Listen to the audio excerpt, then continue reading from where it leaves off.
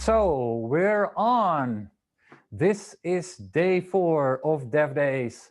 DevDays Amsterdam. Yeah, I mean, it's a virtual DevDays, but just to give you a sense of location, we've changed our background to show you a piece of Amsterdam after all. I am Amsterdam, the classic logo that maybe many of you who were here last year have seen. Our city council didn't want any more tourists, so they removed the sign, but we still have it here. I am Amsterdam. So in June, as I said, we'll have another DevDays, and this afternoon we are going to reveal where that edition will be held. It is somewhere in the Americas, but you know where, you'll have to watch our closing session later today. Another thing I'd like to, there isn't, you know, this is the closing day, there's not a lot of formal things to discuss. So I'd like to discuss one informal thing. I've got a lot of comments, people asking me why I'm holding this stick. Well, I'll tell you about it. It's nothing secret. In fact, I'll give you a hint. It's on the back here. And in case, no, so I didn't fall down the mountain on one of the fire islands. That's not the right answer. I was doing this, mountain biking, and then what happened was this SNOMED code, 263232003. And of course, real SNOMED fans know what this is. This is a fracture of the femur. So that was about 2 weeks ago, which means I just had to be here with my stick. I am very grateful for all the wonderful comments, and so now you know. This SNOMED code for always. Let's go to the more formal portion. I do have a few slides for you prepared for this last day. I don't know about you, but in the morning, my phone wakes me up with, this happened like 4, 3, 5 years ago. This was the photo this morning. I think you recognize this. This is a schedule from DevDays 5 years ago, and you can see life was pretty simple back then. We had a beginner's track, an advanced track, and we had an executives track. Yeah, we tried that 1 year, inviting executives. That didn't really work out, so now it's full-on DevDays. And as you can also see, most of the tracks back then had to be run by either Graham, me, or Lloyd. So I'm so happy that our community has grown so much that basically the only thing I need to do nowadays is do the opening. But it's cute to see. I mean, look at this. Such a simple schedule. We've gone a long way in those 5 years. Anyway, this is a repeat from yesterday. We're still collecting history, just like this bit of schedule that you just saw. We try to keep and make a history of all the DevDays we had. So if you want to be part of those DevDays histories, please, you can still send photos to us, and we'll make a collage, a paste up this afternoon of everything we got, and we'll put you into the Arctic vault where this history will be kept forever.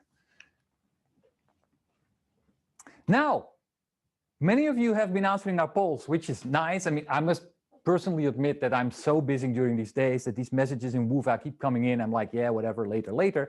But we did get a lot of answers. One of the questions of the polls is, how would you describe the past week or month? Well, since this is DevDays, of course, it's interesting, extraordinary, awesome, dynamic, exciting. Basically, the words we didn't want to see, we made them really small there. You can't read them anyway. But yes, of course, we fully agree. And also for us, I must say, 4 days of DevDays is pretty much challenging. But you know, we get a lot of energy from your positive feedback from what we've done so far. This is an interesting one. I must say, hand on your heart, and you did do hand on your heart. You did. There must be honest answers here. Are you wearing pajamas right now? 100% yes. Well, that's about 27, so a quarter of you is watching me in pajamas. Interesting to know. Or watching with your business suit with pajamas on the bottom, or have just removed the pajamas. So we expected this, but now we know for sure. The virtual world, everyone just, you know, so nice to be in comfortable clothes. I wouldn't be in the business of suits and ties anymore nowadays. Are you an early bird or a night owl? Well, this doesn't tell us anything. 50% is an early bird, 50% is a night owl. So what should we do with the time zones for the next meeting? We haven't learned anything, but thanks anyway. Our sponsors, of course, here's the slide with our sponsors again. The companies that help us organize DevDays time and time again for the last 5 years. Thank you so much for helping us out. Then the keynotes. We have one keynote right after me, just like yesterday, but now also we have a closing keynote. So this is the first keynote, and this keynote is done by Ben Goldacre. He's from University of Oxford, and Ben has a lot of experience, or I actually mean writing about bad pharma and bad science. And so I'm really interested in what he's going to tell us about how big data can revolutionize healthcare. And but we need to jail some idiots. Of course, I wonder who those idiots are. And I'd say brace yourself, because Ben will give you a speedy and really high information content talk, I'm sure. So Ben, take it away. Hey, hello, thanks for having me. Right, let me share my screen. And can you see that? And can you still see my face? Wait. How's that? Good? Yep. Shout if something's gone wrong. Right, okay, so I think I spoke to some of you earlier on about a month and a half ago at SNOMED CT, and so the people at DevDays said, can you do something different and funnier? So I will do my best. I'm going to talk about how big data can revolutionize healthcare, but only if we jail some idiots. So obviously we're all geeks and we've drunk the data Kool-Aid, and we know it's true. Data is how we find out which drugs work. It's how we find side effects, how we spot failing hospitals and crap surgeons. It's how we plan services, optimize the logistics of delivery of healthcare, which is obviously the place with the biggest benefits for morbidity and mortality in terms of bang for buck. It's how we monitor pandemics like COVID. It's how we spot causes of cancer. But, and it's a big but, the rules of data are the same as the rules anywhere else. We need to check the evidence to make sure that stuff really does do what it says on the tin. We need to protect patients' privacy. And it's not enough just to do fancy pants analyses. We also have to use the data in a system to improve care. So, number one, check the evidence. So the simplest way that people can play fast and loose with data and misrepresent numbers and statistics is to misrepresent them on a graph. Here are some of my favorite examples from recently. This is RT, completely independent Russian propaganda channel, showing that actually COVID's pretty much under control in Russia. If you look, the graph makes it look like the increase in cases has slowed down. But actually, if you look at the numbers at the top, you can see it's increasing pretty much exponentially. I don't know what they thought they were doing there. Here's exactly the same thing from Argentina, a gradual escalation in cases. Or is it? If you look at the numbers on top of the bars, it's exactly the same phenomenon. Of course, nothing's new under the sun. This is a graph that appears to show that KFC crispy chicken twister is pretty much in the middle and pretty healthy compared to Burger King and McDonald's. Although if you look, they've truncated the y-axis. So these differences are like arguing about how many angels you can fit on the head of a pin. This combines both bad data representation, but also just incompetent data communication. I mean, it appears to be showing that Trump filled the courts with his favorite people, and that's kind of true, but who does data visualization with the length of the handle of a judge's gavel? And if you present the data properly, it's there. So Trump's pretty bad, but he's not as bad as it made the New York Times magazine made him look. This is a completely different phenomenon, something I'd never seen before. It appears to show that after Florida enacted its Stand Your Ground law in 2005, the number of murders committed using firearms went down, but actually they completely reversed the y-axis. In fact, they went up. This is just chaos. Americans who tried marijuana, 51% today, 43% last year, 34% in when? What? 1997. And this is from London Underground advert, very helpfully. Thomson Reuters is showing that trust, partnership, innovation and performance are almost completely inconsistent and non-overlapping with their corporate values. So nice to be forearmed. So, evidence-based medicine, the science of how we know what's good for you and what's bad for you, what works and what doesn't work, is essentially the science of unpicking dodgy claims about effectiveness and about risk. And over the years, you can see various examples of this. The Daily Mail is the sort of people's medical journal in the UK, and have this bizarre ongoing philosophical project of dividing all the inanimate objects in the world into the ones that cause or prevent cancer. It's a very simple binary model. Here's a list of the things they've said cause cancer recently. I'm constantly updating this slide because they keep coming out with even more ridiculous things. Wi-Fi, divorce, eggs, curry, licorice, breastfeeding, and things prevent cancer, cough medicine, dancing, but also eggs, curry, licorice, and breastfeeding. So inconsistency there as usual. Also a bit of moral valence. Housework prevents breast cancer, something for women to think about. But shopping could make men impotent, so a reason to dip out of the weekly shop. So in medicine, we have something we call the hierarchy of evidence, and at the very top we have systematic reviews and randomized controlled trials, and we'll talk about what those are in a minute and what the strengths and weaknesses are and what the parallels are in the world of AI. But then below that we've got cohort studies, observational data, where you can be confused by confounding variables and correlation is not the same as causation. Then you get case studies, expert opinion. At the absolute bottom, not even on the hierarchy of evidence, is animal models. We don't want studies about mice. They're not very informative, and you see them everywhere. High-fat diet disrupts the brain and promotes depression in mice. Weight training can control diabetes in obese people, actually in mice, not people. The stress vaccine may be another step closer to reality in mice. I'm not sure I buy the stress model of mice necessarily relates to my life. And lastly, eating cheese helpfully could make you live longer, science says, but only in mice. Mechanisms are fairy tales. Things which should work in principle often don't work in medicine. Things which should be impossible often do work in medicine. So next up on the hierarchy of evidence is expert opinion. We don't want authority figures in science. Why not? Firstly, authority is very easy to fake. This is Dr. Gillian McKeith, PhD, or to give her full medical title, Gillian McKeith.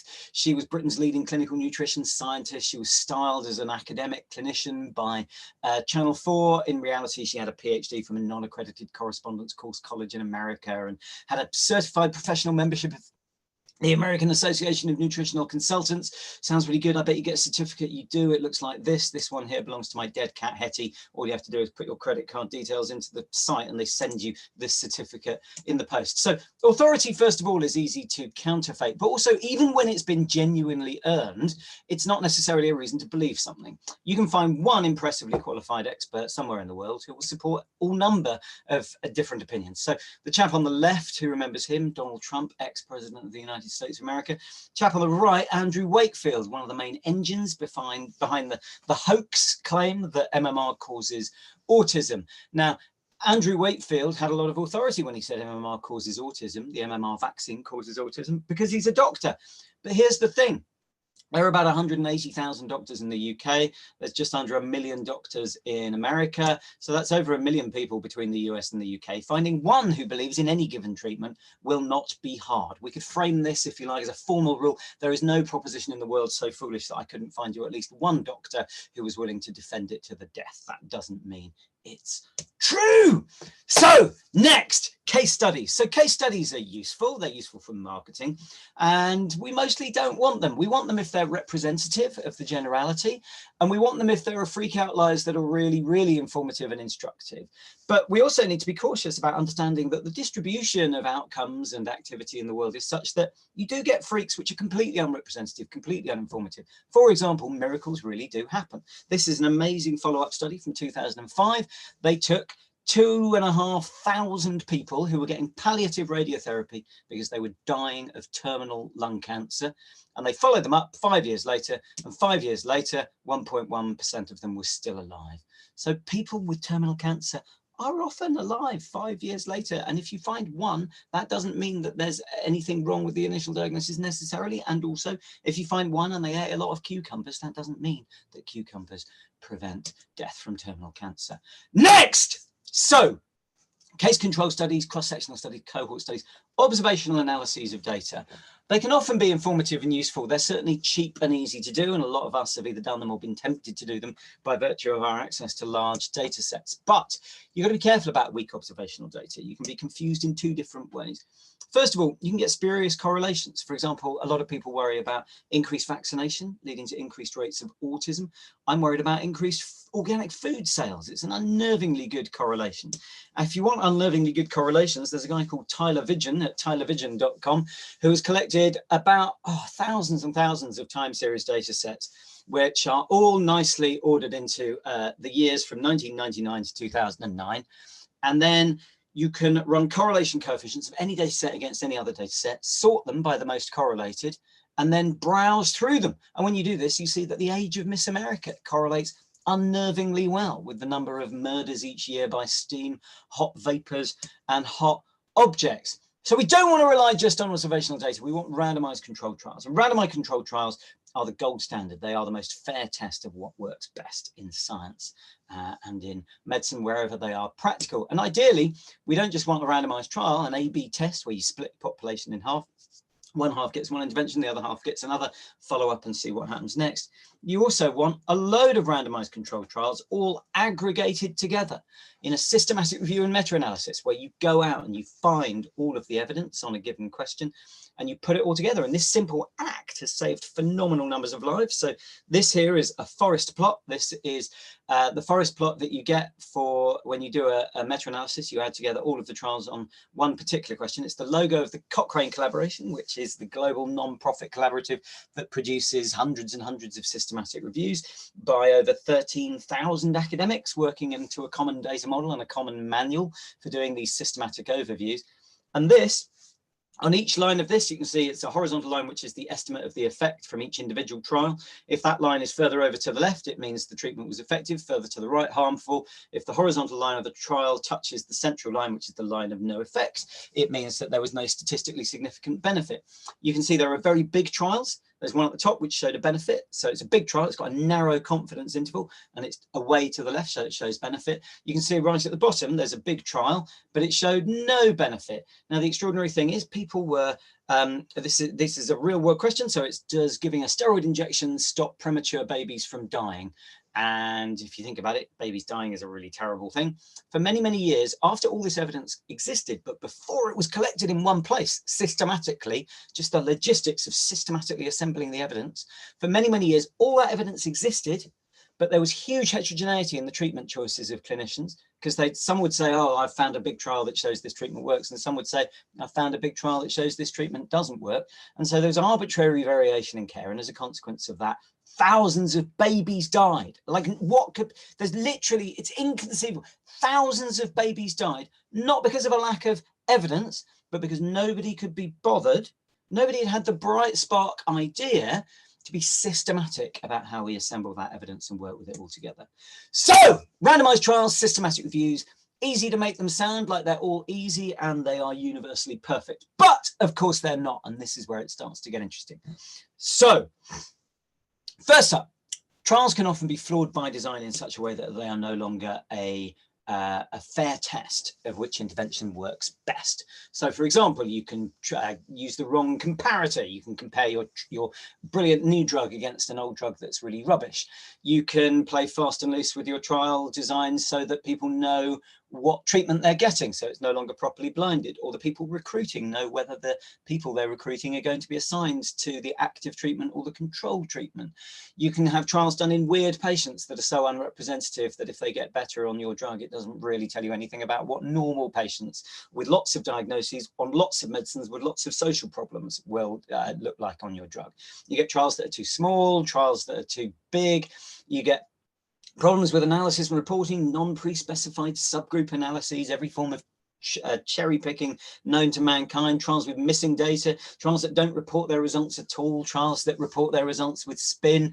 You can get outcome switching, you can get dodgy surrogate outcomes that don't measure the thing that you really care about, like a cholesterol lowering drug that's supposed to prevent heart attacks, where people measure whether your cholesterol is lowered rather than whether you had a heart attack, which is what you actually care about in the world. You can have trials that are too short, trials that are too long, trials where people peek at the results and report them just when the two lines of the active group and the control group start to deviate away from each other. And you get trials that aren't really trials at all. You get seeding trials, which are just marketing operations, and you get bad ethics and trials that are never done at all. But let me give you one quick example, and then we'll start talking about AI. So nothing new under the sun. You often get trials where people compare their new treatment against something that's not very good in various different ways. So first up, most drugs that come to market, most treatments that come, there's already something that exists on the market that people could be taking instead. And yet, 30% of newly approved drugs where there's already an existing treatment, come to market only with evidence showing that they're better than a dummy placebo sugar pill, better than nothing at all. Now, first up, who are the doctors out there who are stupid enough to prescribe treatments which have only been compared against nothing rather than compared against the best currently available treatment at that price point? But in any case, why are we permitting people to come to market with weak comparators like that? Worse than this, though, you also get routinely trials which compare a new fabulous drug against the old drug, the cheap drug, the drug that's in common practice, the drug they want to displace, but where that drug is given in too low a dose, so it doesn't work properly, or sometimes too high a dose, so that the side effects are bad. For example, when all of the new atypical antipsychotics came on the market for treating schizophrenia, the promise was not so much that they were better at treating schizophrenia, but rather that they would have fewer side effects. So people set about doing trials of these new drugs against old-fashioned drugs like haloperidol, but old-fashioned drugs like haloperidol at fixed doses like 20 milligrams a day. That's not quite going to get you struck off the medical register, but it's a very, very weirdly high dose. And it is a foregone conclusion that people on haloperidol 20 milligrams are going to have horrible side effects and that your new drug will look better. Furthermore, history repeats itself. So risperidone was the first of this new generation of schizophrenia drugs. So it was the first to come off patent. So lots of other companies were motivated to make it look as if risperidone was worse than their other new antipsychotic drugs that were still protected under patent.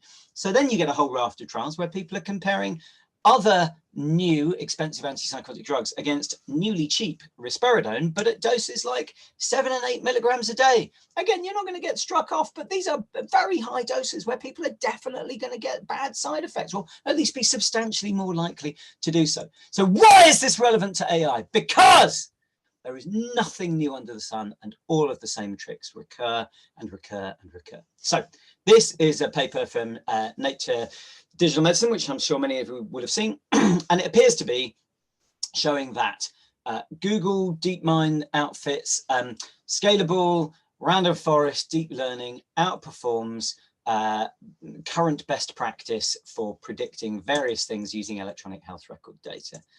For example, they compared the ROC against things like, can you predict whether a patient is going to die within the next 24 hours after admission, or bounce back 7 days after being discharged, and so on. Now, let's have a look at their results tables. They're comparing their whiz-bang random forest against other things, which they say are the appropriate comparator. So here we go. Here's one where the ROC is 0.95.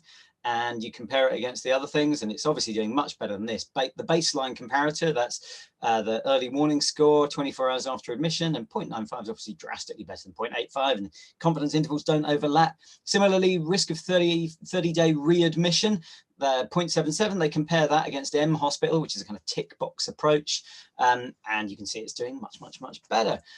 So it looks like this thing's much better than old-fashioned approaches, and so random forest wins again. We're looking forward to our bright new horizon of AI. We'll talk in a moment about the risks and benefits of things like random forest where you can't see what's happening in the model.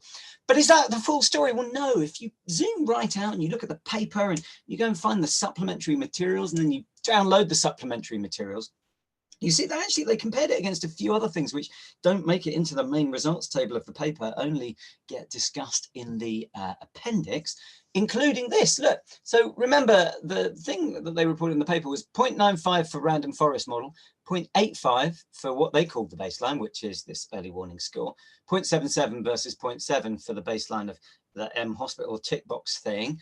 But what's this other thing that did really well? Full feature enhanced baseline does basically as well. I mean, the ROC, the point estimate is essentially the same, 0.93, 0.95, close enough. And the confidence intervals certainly overlap. So what is it? What is full feature enhanced baseline? Well, it's good old fashioned logistic regression. which has been around for a while. To be fair, it's sparse L1 logistic regression, which is more tolerant of all of the mess and horror in EHR data, which we all work in and love, and keeps us alive and fed and excitable and irascible every day. But the point is, sparse L1 logistic regression model will give you something that you can read as a human being. You can check that the machine hasn't accidentally learnt the wrong task, that it hasn't cheated. It's visible. You can see if the ROC is being driven by confounding. You can see if there are things, elements that it's looking at that compete against each other or could work together or could be better thought of with your clinical judgment as an interaction or additive or whatever.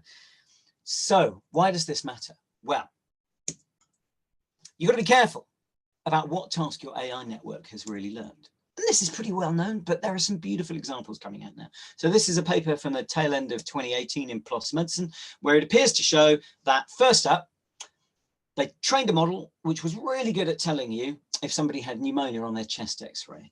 But here's the problem. So they trained the network on 150,000 chest x-rays, and it was really well, worked really well, really predictive. And then they tried it on some chest x-rays from the hospital next door, and it performed terribly on those. So they started to look at why. Now, with a random forest model, you can't go in and examine the full mechanics of everything. But what you can do is, for example, you can ask it which aspects of the array, the image, are most discriminant in helping it to understand the difference between an x-ray that has that's showing pneumonia versus one that isn't.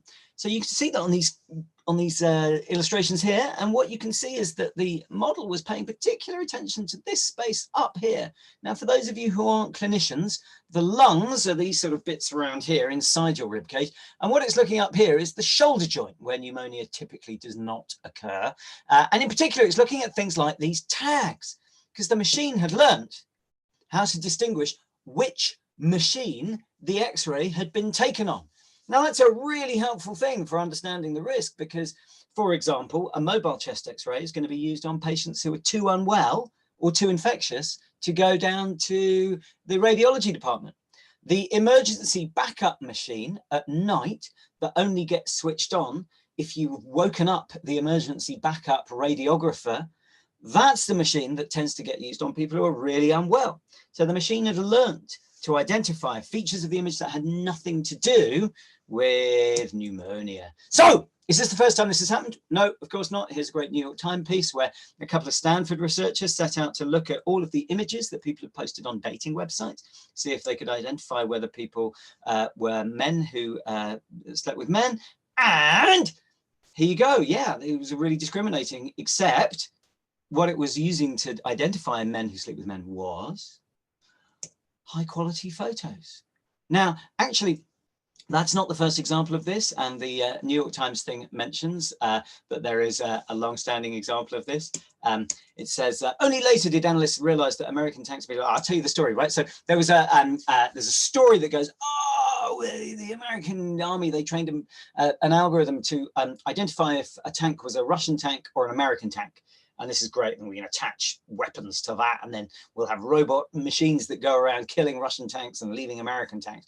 Problem was, it turned out, the story goes, it turned out that actually the pictures of Russian tanks were all taken a really long way away on clear days, and the pictures of American tanks were taken really close up and in all kinds of weather. And so actually it was just learning about features of the image again, rather than features of the tank. So is that true? No, this is actually an image of a blog post, but very, very, very zoomed out. This is one obsessive AI researcher tried to find the origin of this. Like, I bet at least a third of you have already heard this parable, but it turns out it's completely untrue. And he traced back the oral history of this, and it goes back to somebody in about 1963 somewhere, goes, yeah, wouldn't it be funny if, imagine if there was a machine that was trying to distinguish images, but then it just learnt about the weather and the lens. Right, so next, evidence for effectiveness. Evidence effectiveness really matters. AI may or may not work. The rules don't change. We need to know whether interventions work. And so for those of you who develop AI technology, for every infuriating customer where you're cross that they won't believe that what you're selling is effective. For every time you go, oh God, it's just so hard. Medicine is such a conservative sales environment and they want so much assurance and finicky academic work. Just remember that, you know, they're seeing you and maybe you've got something good, maybe you've got something bad, but in the queue in front of and behind you is 100 hucksters. Right, next. You got to work with data, but you've got to preserve privacy. Wait, Ewout, tell me, when do I have to shut up? It's 12:44. Do I have 5 minutes, 10 minutes, or no minutes? I'll wait for you to appear in my ear for 5 seconds. Do I have to choose now? Yeah. Zero. Who cares about privacy? Just go on to use it in the system. Really? Really? Fine. Okay. See, none of you care about privacy. I'm going to tell you about privacy anyway. No, it's fine. I understand.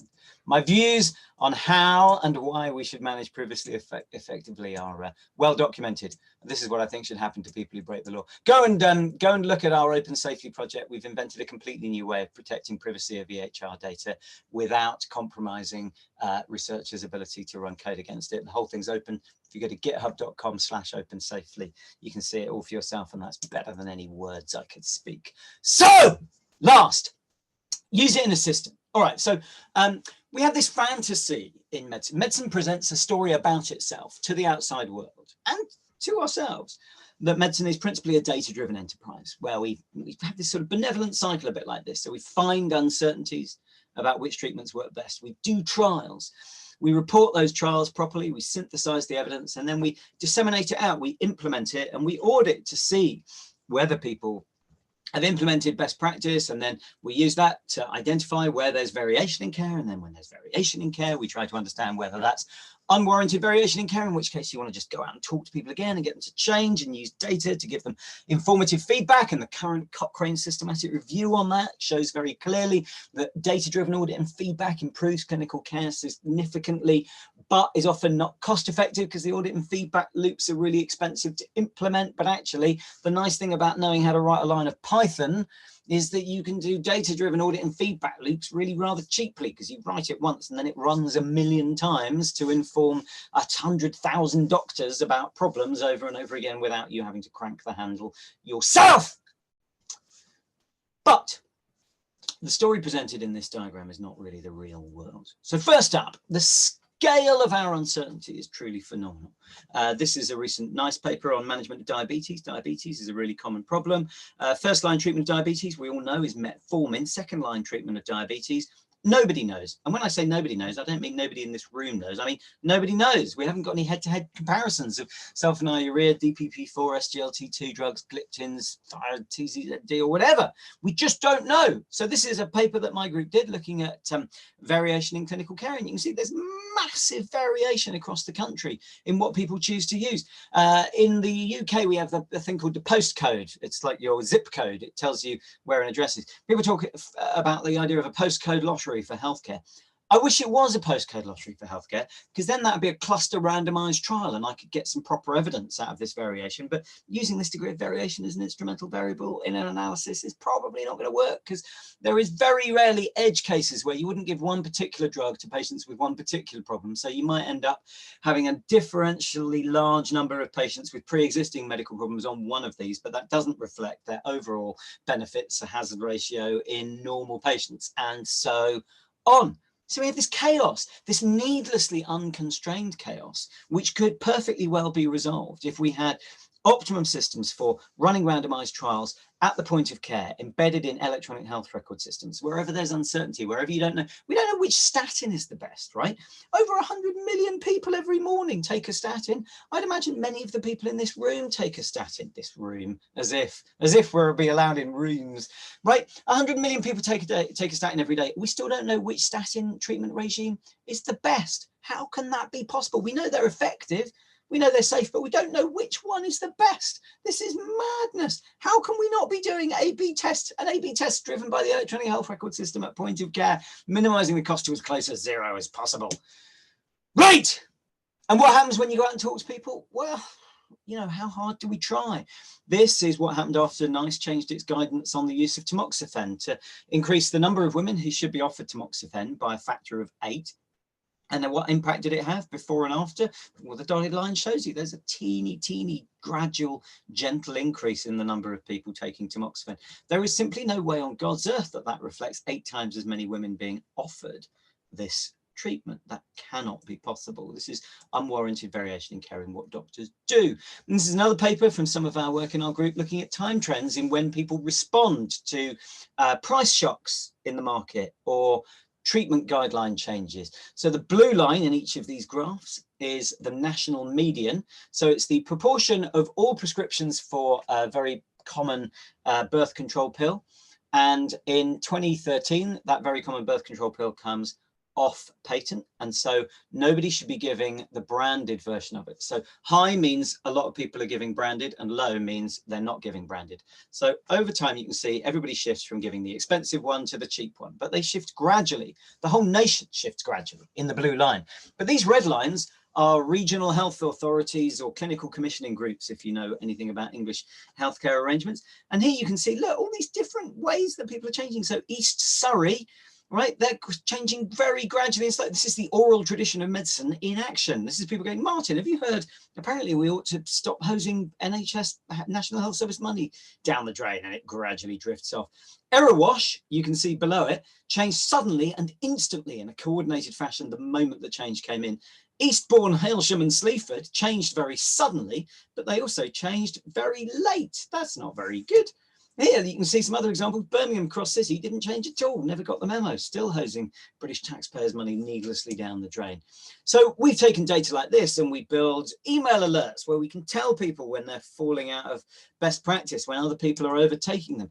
We do fancy pants impulse saturation and we can spot whether people are changing early or late, suddenly or gradually, and so on. It means that when we do studies on whether people are changing in response to innovation, we can see whether it is even possible to change quickly, because we can very quickly identify the individual clinicians who are changing their practice very quickly. And that's a really good response when people say, oh, God, you know, change is very hard, because you can say, well, I found hundreds where it was very easy. In fact, you can see this paper is actually we print mugs. This is how you build a team. They print mugs of our favorite papers, and this graph is from our BMJ paper on change detection to monitor diffusion of innovation in the healthcare. So data will change the world, but you've got to check the evidence, you've got to protect privacy, and you've got to use it in the system. And this stuff really matters, right? Most stuff that you try in healthcare doesn't work. Most stuff that does work only works a tiny bit. And all of the low-lying fruit in pharmaceutical interventions and surgical interventions have, for the most part, already been long discovered. The true seismic shifts in improving patients' quality of life, morbidity, and risk of death, the true seismic changes will come about not from single epoch-making new discoveries of treatment. For the most part, they will come about because we meticulously and obsessively optimize the logistics of healthcare, how we find out the finer gradations in what works, but what works best, in disseminating that evidence, and into making sure that it's been put into practice. Thank you very much. Well, thank you, Ben. That was quite a ride, even more so than I expected. And the good news is that just right after this in the lounge, Ben will be available for the Q&A or the meet and greet. So we can have more of this if we wanted. I have a burning question, but I won't pose it now because there's just a few more things I'd like to show you before we hand off. But Ben, thanks so far, and I'm looking forward to moderating your meet and greet just in a few minutes. I just want to stress that at the end of the day, at 5 minutes past 5, there will be a closing keynote from Graham Grieve, one of the founding fathers of the FHIR standard. And if you looked well at the screenshot I showed you before, most of the time we're talking about the future of FHIR, what's going to happen to the community. I guess Graham will pick a subject like that for this afternoon as well. So stay around to see what Graham has to tell us about that. And then we try to simulate what always happens at the end of such meetings. Many people will run away to their airports, to the planes, but there's always the hardy few The room gets more and more empty. So we have a place for you at 5:30. Those lonely souls can gather in the lounge for the farewell drinks. I won't be able to take you with me to my house as I did 2 years ago with the last one standing, but at least we could try with the farewell drinks. That's all I wanted to say. People, please take the last few minutes of this break to recover from Ben, and then I'll see you in the lounge. Bye-bye.